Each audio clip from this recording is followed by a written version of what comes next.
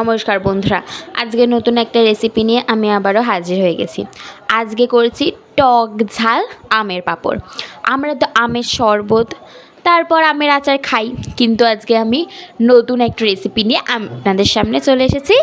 আমের পাঁপড়। আমের পাঁপড় কী করে করলাম তার জন্য ফুল ভিডিওটা দেখতে হবে। আমের পাঁপড় করার জন্য এখানে আমটাকে পুড়তে বসিয়ে দিয়েছি আর সাবুটাকে সিদ্ধ করে নিচ্ছি।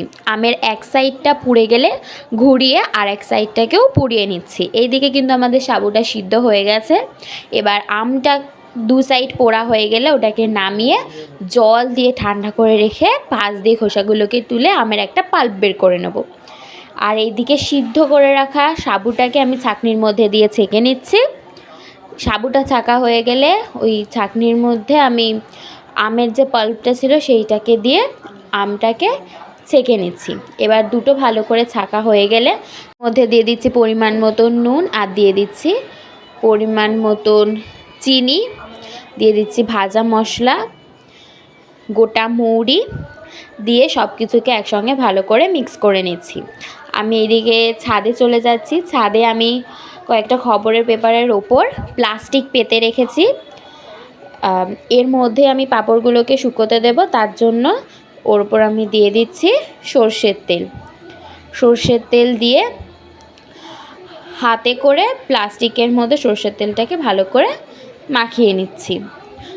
ভালো করে মাখানো হয়ে গেলে আমি যে ব্যাটারটা করে রেখেছিলাম সেইটাকে প্লাস্টিকের মধ্যে দিয়ে এইভাবে ছড়িয়ে দিচ্ছি। একে একে আমি সবকটাকে এইভাবে ছড়িয়ে নিয়ে শুকিয়ে নিচ্ছি।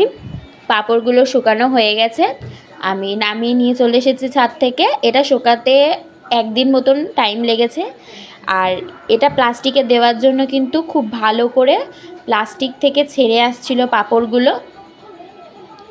আপনারা এটা করার সময় কিন্তু অবশ্যই প্লাস্টিকেই করবেন, তাহলে পাঁপড়গুলো খুব ভালো করেই উঠে আসবে। এই যে আমি একে একে সব পাঁপড়গুলোকে বের করে নিচ্ছি। এবার আমি যে পাঁপড়গুলোকে বার করে নিয়েছি সেই পাঁপড়গুলোকে এবার আমি তেলে ভেজে নেব। তার জন্য এখানে সাদা তেল বসিয়ে রেখে দিয়েছি। এবার পাঁপড়গুলোকে দিয়ে ভালো করে ভেজে নিচ্ছি।